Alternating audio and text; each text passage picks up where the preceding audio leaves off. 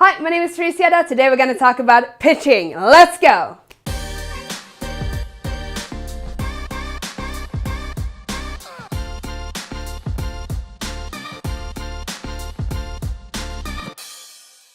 Hi, my name is Teresa. I'm a keynote speaker traveling the world talking about business culture and mindset. I'm also the founder and CEO of 30-Minute MBA. We reimagine the workplace through actionable learning and cultural design. And today we're going to talk about pitching. Actually, we're going to talk about the elevator pitch in particular. So imagine you have this great idea. You're really excited about it. Maybe it's a new product. Maybe it's a new product within your company. Maybe you're an entrepreneur. So basically a person working in a corporate structure or in a company, but have that entrepreneurial mindset and working with innovation and business development. Maybe you are an entrepreneur running your own company and are looking for the breakthrough, meeting with a client or an investor or maybe even a partner. So you have something you wanted to do. So you're really passionate about this idea and you're gearing up for a specific event. So working with or preparing yourself by having an elevator pitch can be extremely useful. So a couple of things. So what's an elevator pitch? Well, I'm sure there is a lot of different ways of defining it, but an elevator pitch initially was basically based on that you had the time you had from when you entered an elevator and then whatever floor the person would have went off on. So this of course works a little bit better if it's a tall building rather than if it's like 3 floors, but regardless, the point with an elevator pitch is getting someone's attention in a very short period of time and making sure that they act upon something afterwards or that you start a conversation. An elevator pitch is not cramming in everything about your idea or business within like a 2-minute conversation or a 2-minute pitch. That's not a really great way of doing it. It's really important to highlight the core aspect of an elevator pitch or what you want to communicate. And also know that you can have different elevator pitches depending on your audience, because there's 2 things that is really important to consider when we are pitching, actually when we're presenting in general. So number 1 is what's the goal with this pitch or this presentation? And then second, who's the audience?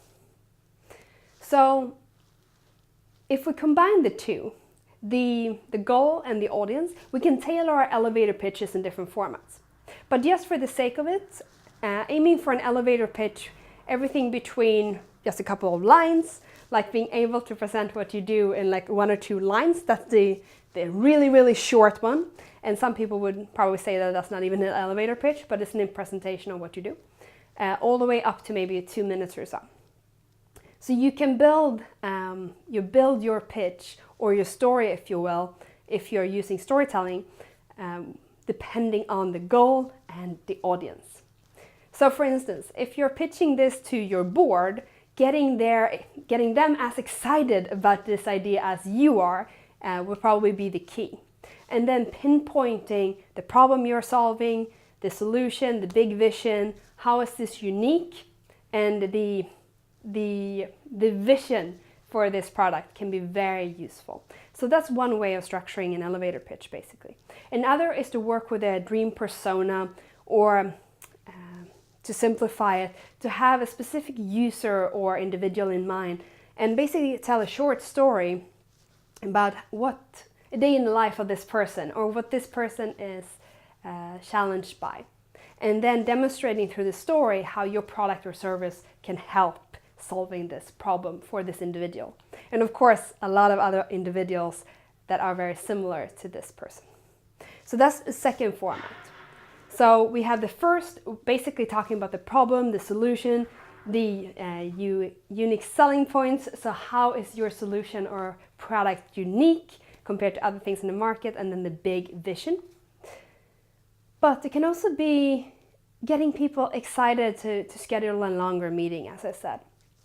So with that format, it's you don't necessarily need to have a specific structure for it. It can be that if you're meeting someone, and this is an investor for instance, and you know that this investor is really, really passionate about a specific industry, and you are in that industry, but he or she might have a vision for the industry.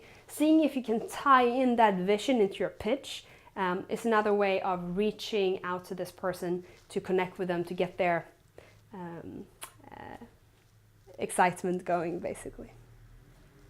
So those are some of the many formats. So some key aspect with the elevator pitch: make sure that it's short, have multiple versions of it, and play with it depending on the audience. Have a goal with the different ones, tailor them depending on the audience, as I said, and know that you can use work with one-liners, so basically strong one-liners, and then you can put them together in a document and see how they sound together. Usually it takes a little while to write it out and come up with the great elevator pitch. Asking people, of course, is another great way of finding out if they understand the potential, this amazing idea or product that you're doing, if they understand the potential with it. So just testing it out with people can be very useful before that big opportunity. But this is not something that you should postpone for later, because you never know when this opportunity is given to you. You might actually walk into a room and you meet someone that you really admire and you want to present what you do with passion and determination.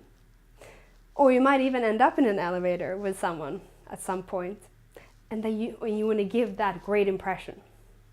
Of course, the elevator pitch can also be used for us personally, but we're going to cover that in a different video on how we pitch ourselves. So basically, being prepared, playing around with it, and ensuring that we have different elevator pitches that captures different essence of whatever we are building is key. And don't tell the long story or the entire story of the product, service, or company.